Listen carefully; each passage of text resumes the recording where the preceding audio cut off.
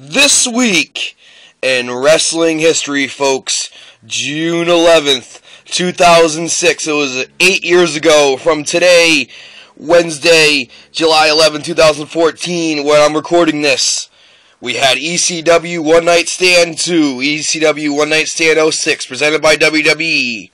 We had this match, John Cena and RVD as the main event. And today, folks, I will be talking about it. You all know me by now. I am Joe Passarelli. Want to give a big shout out to everybody who I've been working with. Big shout out to Das and Haley from Wrestling Impact Review. Did a Raw review with them the other day. That should be up on YouTube by the end of the week. Very thorough review. I believe it was close to an hour with all the stuff we hit on, and very enjoyable. Go like his page, Wrestling Impact Videos, Wrestling Impact Review. It's on Facebook. I shared it through my personal page on Facebook, Joe Passarelli. Check them out. Big shout out to them. Also, shout outs to everybody who's been continuing to watch and share the videos. People like Matthew Draghetti, people like Ben Belcher, people like a good high school friend of mine, junior high friend actually, James Barada. I've been watching some of the videos. Obviously, Duo Dreamer. Went to the RICW show the other day. Big shout out to Duo Dreamer. Big shout out to everybody. Spider Jones, of course, from the WWF chat room, and Andre Corbeil, who subscribed recently. And big shout out to everyone. Of course, Jason Jasnowski, my co-host from the Strike Zone. Big shout out. Enough of the ass kissing. Time to talk wrestling. All right, folks. Like we said, June 11th, 2006. I can't believe this was 8 years ago. I remember being such an RVD fan and following his rise through the WWE when he came through the invasion angle in the late 90s, early 2000. I think it was 2001 they did the invasion angle. I was actually in Providence the night he debuted on Raw through the invasion angle. Him and Dreamer came out the crowd and beat up the Hardys. Later on that night, Steve Austin came out and stung the whole alliance before ending up joining the alliance a week later. That's another video for another day. But yeah, ECW One Night Stand. This would give rise to the rebranding of ECW, which of course was on Sci-Fi. This was the first programming WWE ever had on Sci-Fi. Now you see WWE SmackDown on Sci-Fi every Friday night. And it was a monumental show. The first One Night Stand in 2005, it featured more of like kind of a goodbye to the original ECW. And ironically, as we open this DVD up, one of the goodies in there was the original ECW pay-per-view. There you see there, ECW Barely Legal. So, a little treat for anybody who bought this DVD, One Night Stand 2006. But this was a huge night. Huge night. It was obviously giving rise to the genesis, the rebirth of ECW. Of course, we didn't realize it would get kiboshed to the extent as it did, but it was an opportunity. Rob Van Dam had a big hand in this, convincing Vince McMahon to make this happen, and this was the byproduct of the hard work. A lot of people don't remember Rob Van Dam did not compete in the 05 ECW One Night Stand, the original one, because he had a knee injury. He did cut a promo, and that promo kind of gave rise to him winning Money in the Bank at WrestleMania and this big match. Go through the other matches on the card real quick before we get into the actual main event, which of course is still talked about to this day. Taz had his final match, if you want to call it that, in the WWE. He wrestled Jerry Lawler probably for about 10 seconds, got him in a Coquina clutch, Taz mission, tapped him out. Came out with the old music, the old ECW Taz music, Survive, which was really awesome. Not the WWE version, the 13 or the wannabe hip-hop song, the wannabe rap superstar song that he had for a while. But it was great to see that. Really nostalgic. Taz ends up sitting down next to Joey Styles. Joey Styles slapped by Jerry Lawler in the match as well.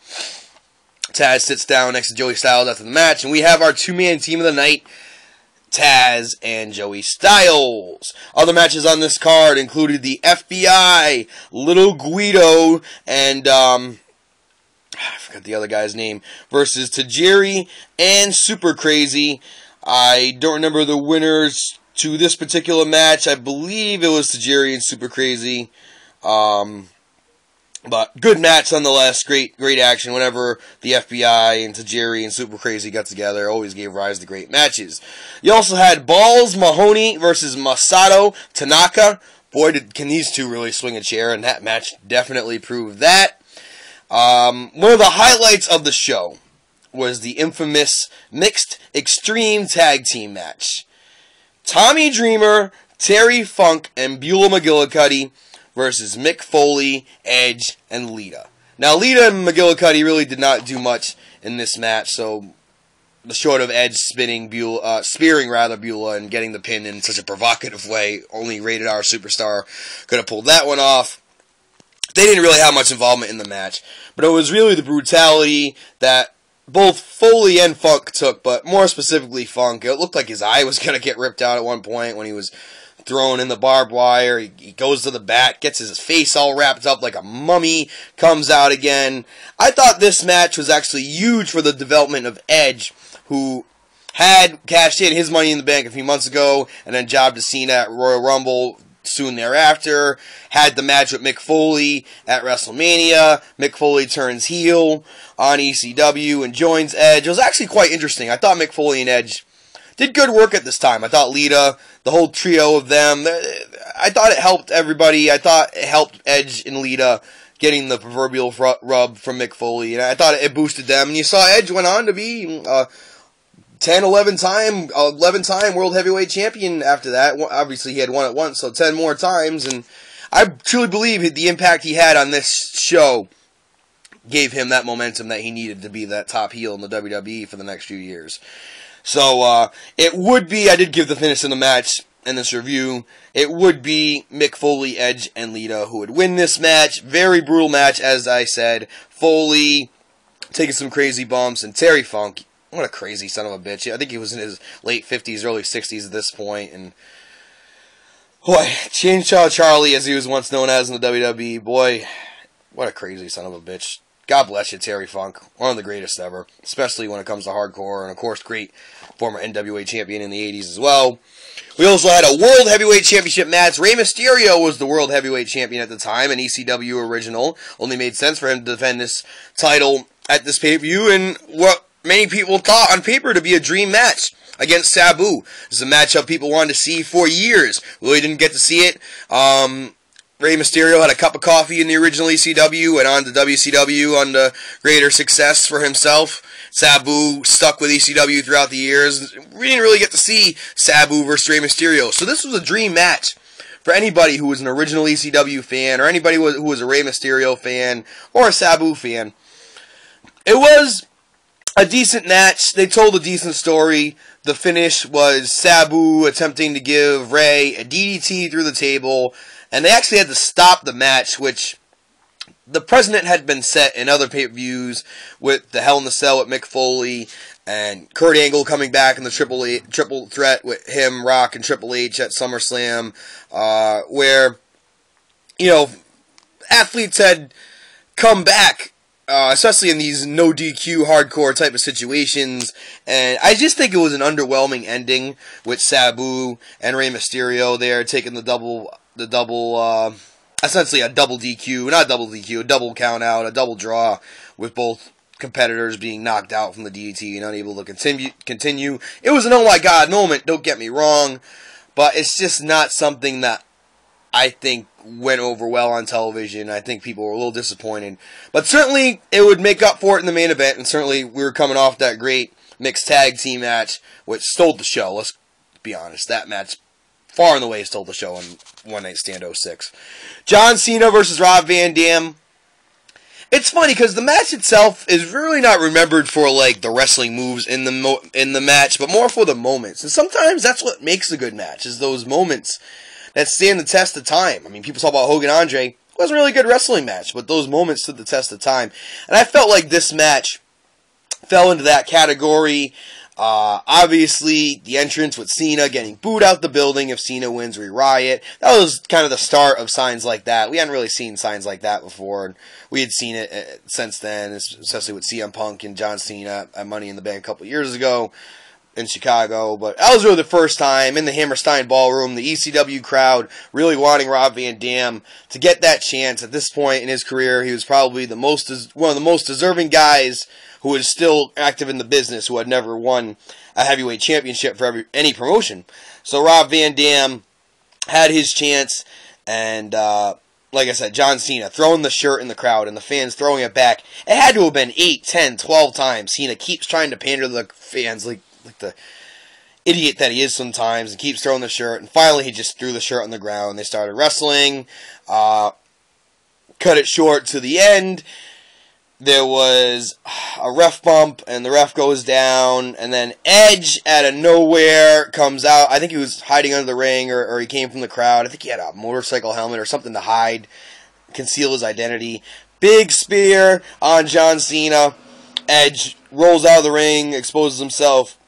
Ironically, all the fans chanting, "Thank you, Edge," because he had helped Rob Van Dam, even though he was probably the most over heel just in the previous match or two with the destruction they did to the former ECW champion and ECW icon Terry Funk.